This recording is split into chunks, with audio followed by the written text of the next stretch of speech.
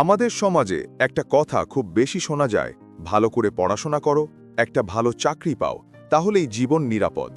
কিন্তু কখনো কি ভেবেছেন কেন এত মানুষ চাকরি করেও সারা জীবন টাকার চিন্তায় ভোগে?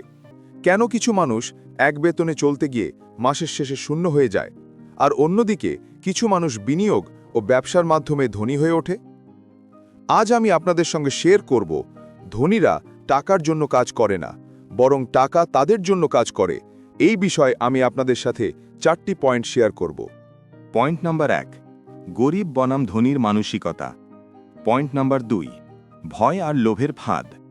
পয়েন্ট নাম্বার 3, শিক্ষা বনাম টাকা। পয়েন্ট নাম্বার 4, টাকার প্রতি দৃষ্টিভঙ্গি বদলানো। এখন আসি মূল বিষয়ে। 1 নম্বর পয়েন্টে গরিব বনাম ধনীর মানসিকতা। বাংলাদেশ ও ভারতে লাখ লাখ মানুষ আছে যারা সকাল থেকে রাত পর্যন্ত খেটে যায়, চাকরি, ব্যবসা, টিউশনি, ফ্রিল্যান্সিং, শুধু টাকার জন্য।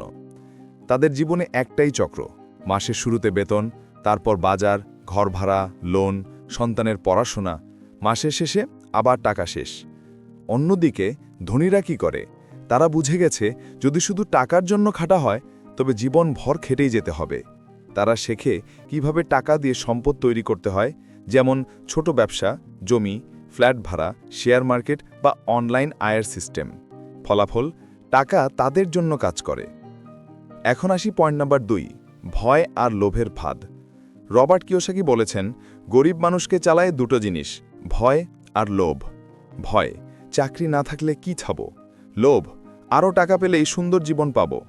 বাংলাদেশে আপনি দেখবেন অনেকেই চাকরি পেয়ে ঋণ নিয়ে মোটরসাইকেল কেনে, নতুন মোবাইল নেয় বা বন্ধুদের পেছনে বাড়তি খরচ করে থাকে। ভারতেও একই জিনিস, লোন নিয়ে নতুন গাড়ি, বড় শপিং, বিয়েতে লাখ লাখ টাকা খরচ। কিন্তু এগুলো সব লায়াবিলিটিস, যা টাকা খরচ করায়, আয় করায় না। অন্যদিকে ধনীরা এই ফাঁদে পড়ে না।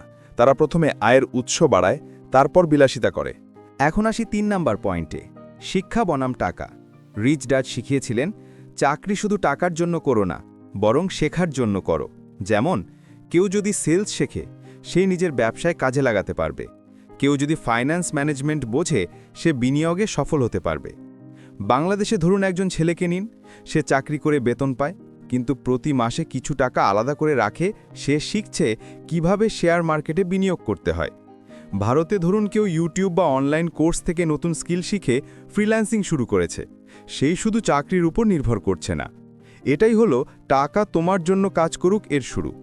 সবশেষে 4 নাম্বার পয়েন্টটি, টাকার প্রতি দৃষ্টিভঙ্গি বদলানো। সাধারণ মানুষ টাকা দেখে ঝুঁকি, ধনীরা দেখে সুযোগ। গরিব বলে, টাকা নেই আমি কি করব? ধনী ভাবে, কিভাবে আমি এমন কিছু তৈরি করব যা আমাকে টাকা এনে দেবে। এই দৃষ্টিভঙ্গি বদলালেই জীবনে পরিবর্তন আসবে।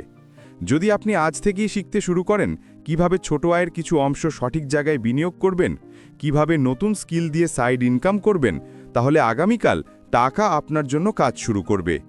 আজকের আলোচনা থেকে আমরা এটাই বুঝতে পারলাম, গরিবেরা টাকা উপার্জনের জন্য কাজ করে যায়, আর ধনীরা টাকাকে নিজের জন্য কাজ করায়।